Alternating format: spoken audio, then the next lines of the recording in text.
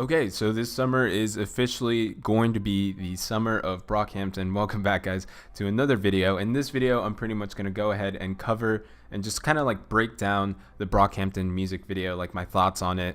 And not only that, but I want to go ahead and rank all the verses because we definitely heard a brand new sound for Brockhampton. Not only that, but when it comes to like audio visuals, they have definitely changed up their music video style, which is kind of weird to me in a way. I don't know, it's like it's weird not seeing like the traditional like, you know, boxy camera angle that we're used to from the Saturation trilogy. But not to say that the new look is bad by any means. I think it looks great. I think it looks insanely like different from everything else. Just breaking down the music video a little bit, I really like this new style. I like kind of like the out of focus, in focus camera type thing that's going on. And not only that, but I think the boys do a really good job at just kind of like keeping like the same, I guess, like numb look on their faces. So who's in the music video? Well, first of all, I have no idea who this Roberto wannabe is in the beginning. Give me Roberto. Even if Roberto was speaking in Russian, just like this guy, like give me Roberto. But after that, it moves into, I guess, like the little teaser clip that like everybody on Brockhampton posted like before the song dropped. And we start off with Kevin in the red couch. Didn't really see like any symbolism so far out of any of this. I think it was just like visually appealing, and from there you move on to like Matt Champion's part, and at this point I'm like, whoa, hold on, we're a little close. But either way, like I really enjoyed this part. I think it's like very personal. I think they definitely did that on purpose, just like putting you up in their faces, because what they have to say is, once again, going back to a very common theme to Brockhampton's music, which is very like in your face, abrasive. So from there we actually then move into Joba's verse, and at this point, like I think it's interesting. So like Joba's first line, I heard a call from the mountaintop, Joba, so I put my cloak on and I walked. Coined a peasant in the grasslands with a wand, cast my spells with the peasants, now we roam. I guess in this sense, like he's kind of talking about how Brockhampton just came together, and for a couple of months, I'm sure it was just this collective of people who wanted to do music and in a sense had no sense of direction just yet. And he had a small tear like come out of his eye like as soon as he said that line. So maybe this just means that that moment was very special to him. Whenever he thinks back to the origins of Brockhampton, like it just really impacts him every time, because I mean, think about it, like the guys, it still hasn't been a year since like Saturation 1 came out, or maybe it has been, and in a whole year their whole lives have changed dramatically. So I could see why it's a very emotional moment for him.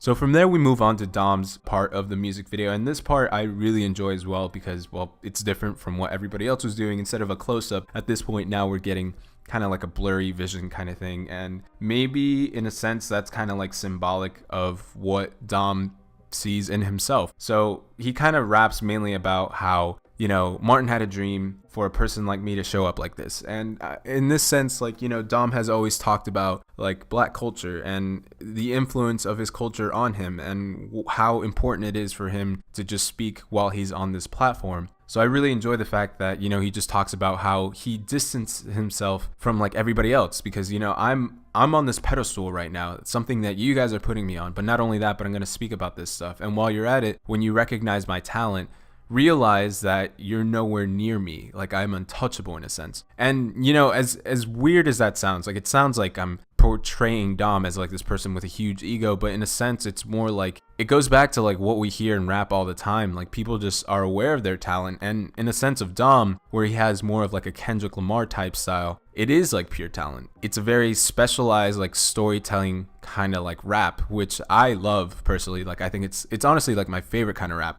And then after that, we get to Bareface, and he's saying, you know, ain't no pressure, oh no, we got no money, alright, ain't gonna rush it, no lie. At this point, he's kind of still talking about, I'm sure, like the boys adapting to their new fame, this new income that they're getting from their music and their money and all that good stuff, like just coming together, how it affects their lives. Well, I think this is just kind of like more of like a humbling verse, in the sense that we shouldn't see Brockhampton as 8 different millionaires in one group. And the reason I bring that up is because it was a big deal when they got signed to RCA. Like their contract was all over the internet for like a couple days. It was trending on Twitter, and everyone just, you know, kept crunching the numbers all of a sudden. Like everyone just had to be super nosy about how much income the boys were making with their music and all that. So I think just Bareface is there to remind us that at the end of the day, like they're gonna handle their money the way they want to, but I think it's really cool how like in their music videos they still dress like very casually. They're all wearing like t-shirts and jeans and like tennis shoes, like nothing too crazy, and in the sense like that's just always been Brockhampton's style. So the chorus is great. Not my favorite chorus by Brockhampton. I think it's like kind of pushing a lot at once. I do just really enjoy my favorite part of the song is really just everyone and their individual verses, and I'll go ahead and rank them. I went ahead and like kind of like pulled up a little like Genius screenshot for you guys so we can all just kind of like read the lyrics together and see why I ranked them the way they did. So Dom actually did end up verifying the lyrics on Genius, so these are correct, and not only that, but the commentary on the Genius lyrics are also correct, or as correct as they can be according to Dom.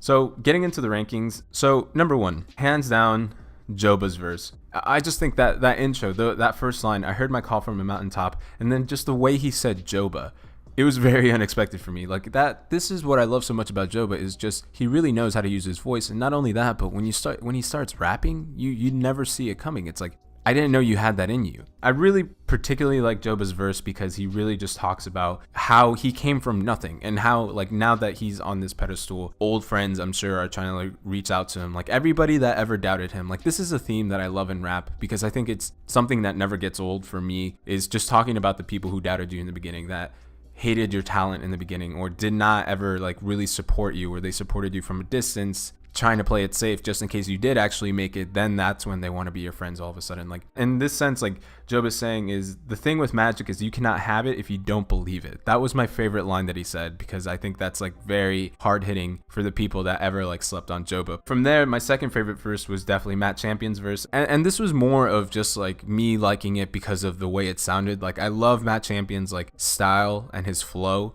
His cadence was insane. Like he was going really, really fast, really reminiscent of Rich Brian though. I did notice that, like at times, like I just try to picture Rich Brian rapping in this and I'm like, wow, yeah, it almost sounds like a feature in a sense. Favorite line in his verse was probably, I guess I would say, waking up feeling like Adriana Lima. And I really like that part because if you guys don't know who Adriana Lima is, I think in the, let's see. Yeah, so she's a Brazilian model and actress, best known as a Victoria's Secret angel since 1999 and a spokesman for Maybelline, whatever. So pretty much Champion is just talking about how he knows he's a heartthrob, and he wakes up with like this confidence every single day. Like, it's fine. Totally fine to rap about your confidence. We all know Matt's a heartthrob anyway. From there, I would say it goes to Dom's verse, and not to say that Dom had like the second to worst verse in the song, but it was more so like I would like to hear something new from Dom. I always appreciate this message. I always think it's important. Like obviously he has his role in the group and he will talk about whatever he wants to talk about, but you know, this kind of like